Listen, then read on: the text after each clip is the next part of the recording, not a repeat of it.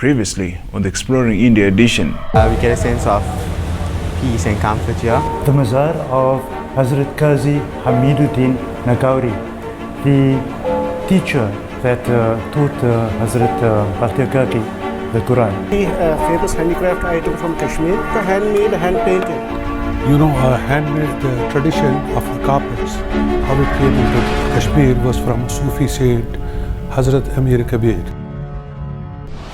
A time warp to the era of the Mogul empires and the rule of the Maharaja.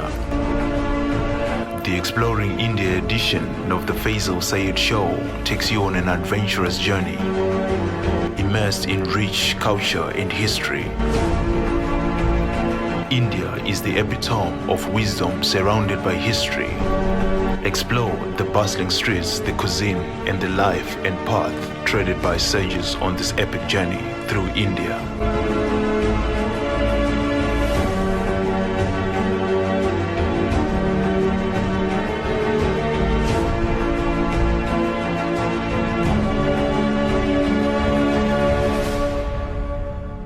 So the expedition continues through India, the journey of spirituality and understanding many things that we've come to learn in the last episodes.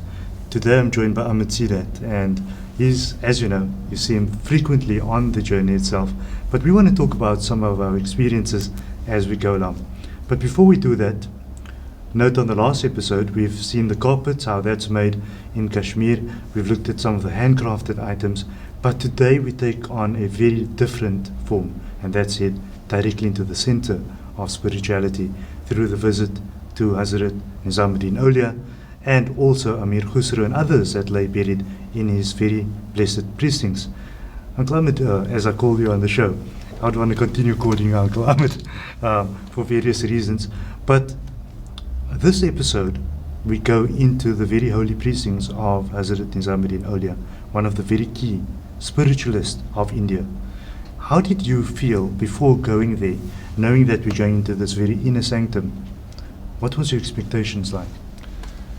Well, you know, I've heard about him, I've read about him, and it was the anticipation of going there was really, what should I say, kind of really drawing me in there. You know, the spirituality, and I kind of tread the spiritual path most of the time, or all the time, should I say. But I was like excited, you know.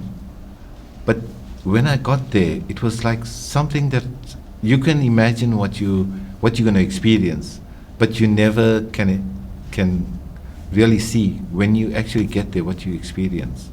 And it was a super, should I say, a spiritual awakening. You know, like walking in there and standing in the precinct and just thinking, I am here, I am here, you know, reading about him and understanding the path he walked of the Chistiya order. It was like an awakening. What I find interesting about those visits are that my mind sort of delves back into time, and it just traverses time and centuries. So if you look at the time lapse and you say 1200 and something, 1300 and something, and then you know you're standing at somebody's grave that lived in that time. So my mind tries to time warp in that. We are sitting, I think, what was these surroundings like in that time? So they walked here, they did this, they did that. And so I sort of go into those aspects mentally. I'm not sure if you attempt to do the very same thing. Well, you know, they must have been special for the people to come to them. So wherever they treaded or wherever they walked, the people came to them. It's like flies, it's like bees coming to honey, you know, in the spiritual, because of their spirituality and probably their presence in that time. Well, our first stop is Amīr Khusro, and he's the great Sufi poet. Now, as you know, he had a very close link to Hazrat Nizamuddin Auliya, and we're going to tell you all about that. We met up with Sayyid Fida, and he tells us about that link and that very relationship. I think at some point, I know that Hazrat Nizamuddin spoke about that if they had to die, they would want to be buried together if the Sharia allowed that. And you're going to see all about that now.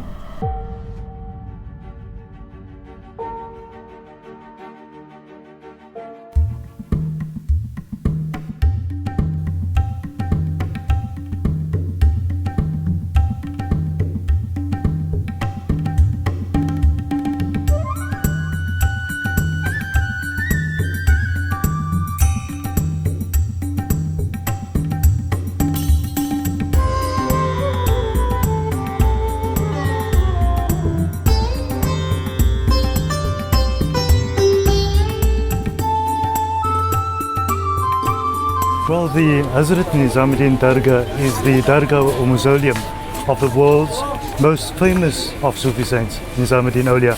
Well, he lived in the time 1238 to 1325 CE, situated in the Nizamuddin West area of Delhi. This area is absolutely bustling.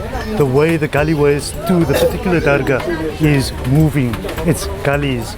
There are chadars for sale. There's a smell of incense. The Dargah is visited by thousands of Muslims, Hindus and everybody else that visit here every year.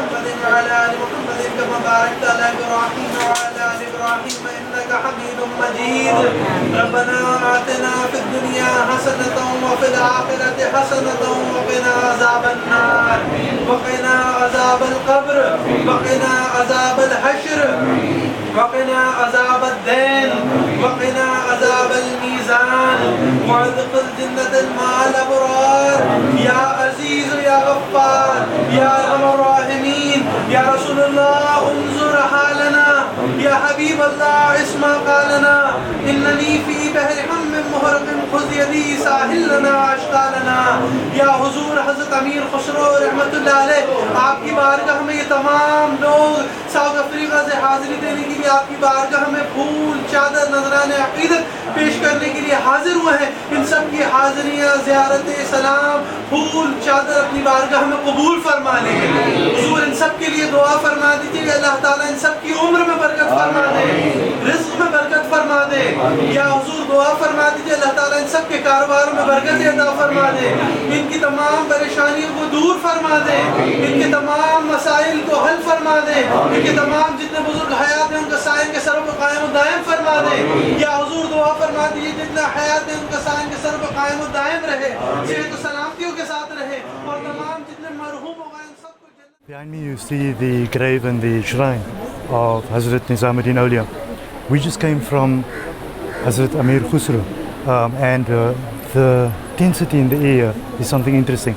Peaceful but tense from the point of view that lots of people streaming in, and you can feel that vibrance and that spirituality as people are moving towards the actual green dome. One particular name that stands out for me, and it's happened here all the time.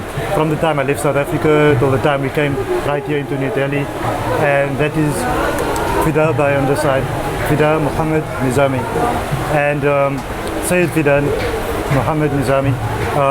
A name that seems to be synonymous now. My business partner, Hasan Jogi, back in South Africa, all our friends from Cape Town, all our friends from Durban, they've been mentioning his name.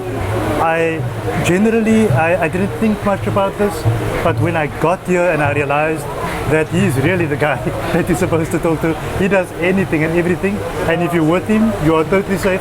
Nobody can touch you, that's one. And you get to see everything, hear everything that you never would have thought you could have.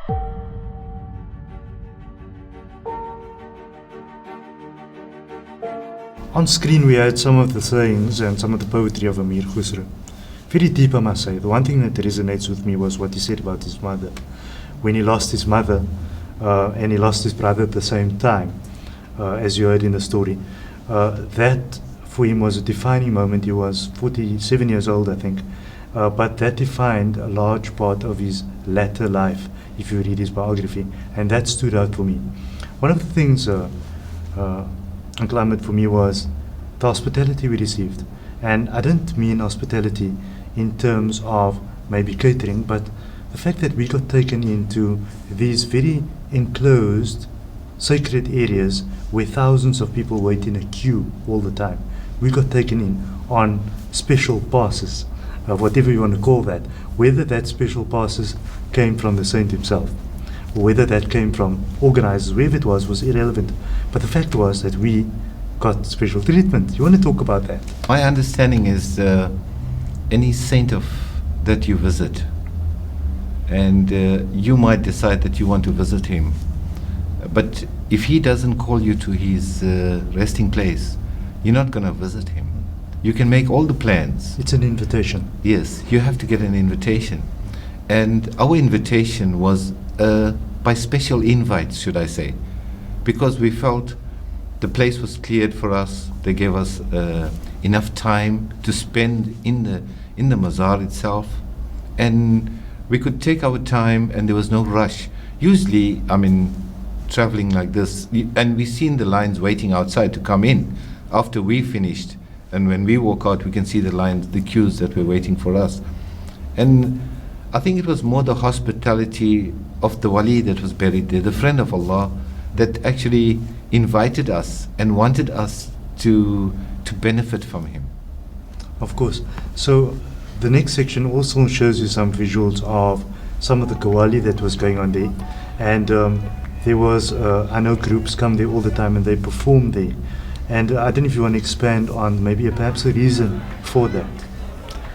Well, in the Chistiya order, Qawwali is one of the spiritual parts of that, and you know, a lot of the mazars, I mean, his murshid, Hazrat Nizamuddin Auliya's murshid, Hazrat Baba Farid Ganj Shakar, when I went to his mazar in Lahore, or just outside Lahore, the same thing. But there were many people sitting and singing Qawwali.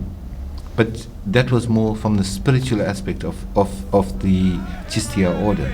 I would say the Qawwali there, they had a very special, they organized somebody for us, especially for us for that evening, and it was really great being there. So we'll show you some more of that visuals right after this. When we come back to you, after you've enjoyed some of that, I'm going to talk to Uncle Ahmed about his experiences on the entire trip itself, and just reflect on some of the things that he caught on when we were there.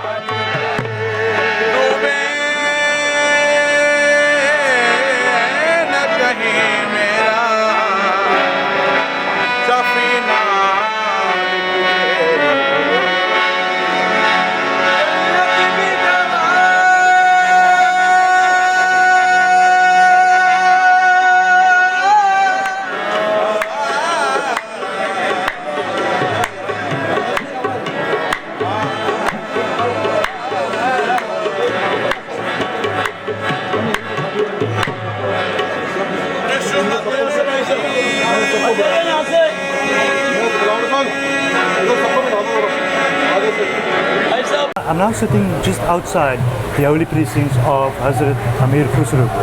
He's got a rich history and background. We read about it's things that you read in novels and biographies. And I'm sitting right outside his doorstep, where he's buried about 2 meters away from me.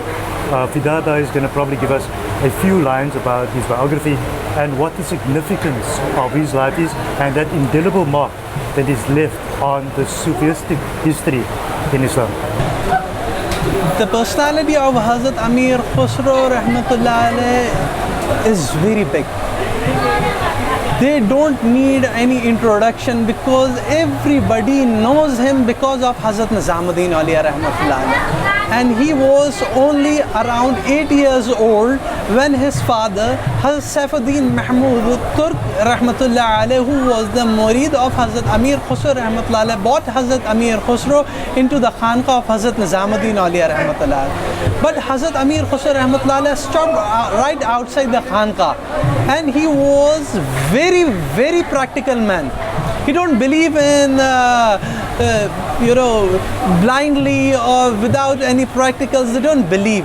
So what they do is, and that is the best form to take the bath. Before taking the bath, you have to look and you have to know and you have to work it out about the Pir or Murshid. That's why Hazrat Amīr Khusro rahmatullah alayh also decided to take the test of Hazrat Nizamuddin Auliya Mehboob-e-Ilahi. He was only 8 years old when he came with his father, but he stood outside the Khanqa. He told his father, "You can go first, I will come later." But he was thinking that I will going to take the test of Hazrat Nizamuddin Auliya rahmatullah. If I will be satisfied, I will become the murid of Hazrat Mehboob-e-Ilahi. Otherwise, I will go back. At that time, the language which was used in the society was the Persian. And Hazrat Amīr Khusro rahmatullah was the poet by born. So he decided he will going to write the phrase in the form of question and will going to send to Hazrat Nizamuddin Auliya rahmatullah alayh. If Hazrat Nizamuddin Auliya rahmatullah alayh gave the satisfactory answer in the same manner, he will going to ask, and at last when he will going to satisfy, then only he can go inside and will take the bath in the hands of Hazrat Mehboob-e-Ilahi. So what he decided? He decided to write the phrase, and he started to make the phrase. That phrase was in Persian. Tu aa shahe ke bar aiwan qasrat kabutar gar nashinat baz gardad garibe mustaminde bardare ayad bayayad andaru ya baz gard. That you are such a great emperor. If the pigeon will sit on the ark of your palace, that will become eagle. A poor man, a poor child is seated right on the doorstep of your door. Can he come inside or he can go back from where he came from? When the man puts the first step in Delhi, Hazrat Mehboob-e-Ilahi knew the things, what the wishes, what the question they have in their heart. He was right outside the Khanqa. Hazrat Mehboob-e-Ilahi knew what the question he wanted to ask to Hazrat Mehboob-e-Ilahi. Hazrat Amīr Khusro rahmatullah alayh was just thinking that he will going to write this phrase and will going to send Hazrat Nizamuddin Auliya rahmatullah alayh. Why is he was thinking Hazrat Iqbal, who was the in charge of the Langar Khana of the Mehboob-e-Ilahi in the Khanqa of Mehboob-e-Ilahi. When he was a very close khadim. When the Allama Iqbal came for the Hazri, he made the dua with the reference of Hazrat Iqbal. महवे इजहारे तमन्नाए दिले नाकाम हूँ लाज रखना कि मैं इकबाल का हम नाम हूँ. So he take the wasila in the darbar of Mehboob-e-Ilahi to giving the salam. So Hazrat Iqbal came out and gave the envelope. Why he was thinking that he will going to send this envelope, will ask the question in the same manner. Why he was thinking? Hazrat Iqbal came and gave the envelope to Hazrat Amīr Khusro rahmatullah alayh, that this is the envelope Hazrat Nizamuddin Auliya rahmatullah alayh sent for you. Hazrat Amīr Khusro rahmatullah alayh was shocked. He was thinking that he is coming first time. Hazrat Nizamuddin Auliya rahmatullah don't know him. So he sent Hazrat Iqbal, maybe he sent for someone else.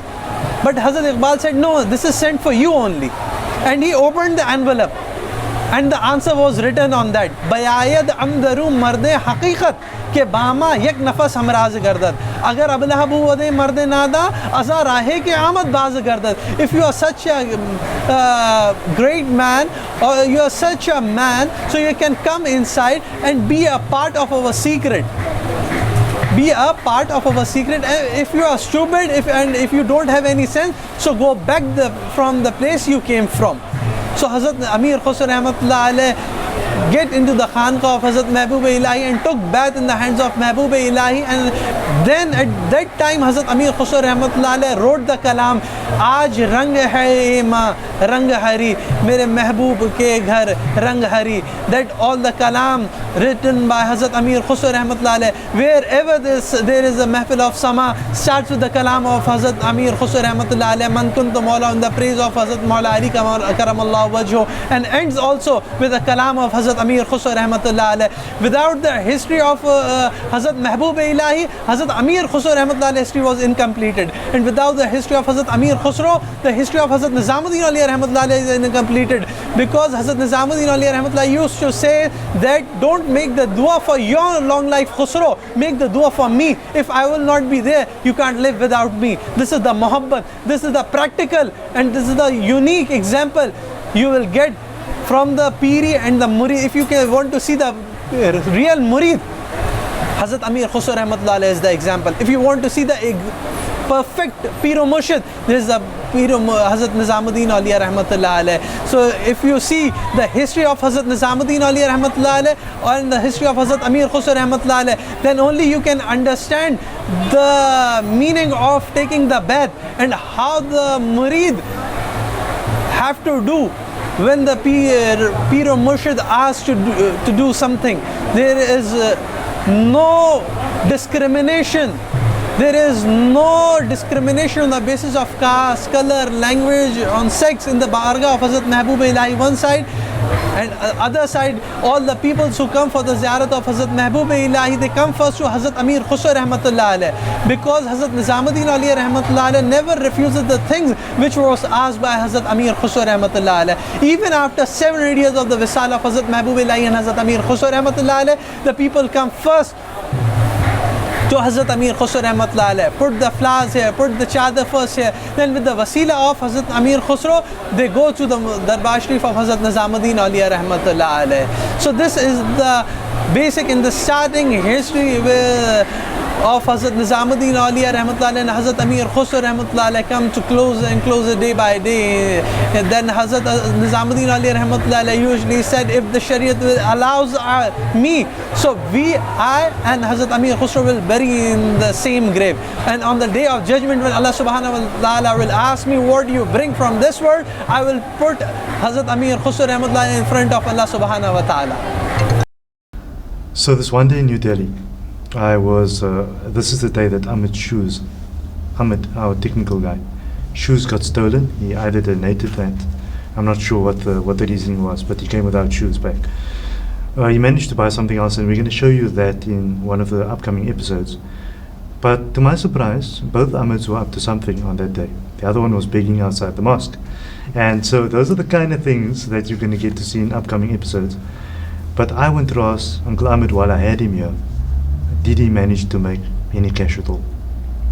Well, I didn't make any cash, but I promise you, you came back with something. I came back with spirituality. And that's what you went there for. And that's what I went there for. The whole journey was the Islamic tour, but to all the friends of Allah. And that's what we went looking for. Or that's what I personally was on the journey for. It was to visit the friends of Allah and get something back from them. Well, that brings us to the end of the episode. An interesting perspective from somebody that's been on the trip and that perhaps understands what the trip's all about. We might not all agree all the time, and we can disagree sometime or most of the time. But I think what's important to reflect on at this time is that we have different opinions, and we go forward with those different opinions because the Deen does allow for difference of opinion. Well, do stay tuned for the next episode. Remember to visit my website at faizalsaid.com for more information on the upcoming episodes. And remember, you can watch the previous episodes online.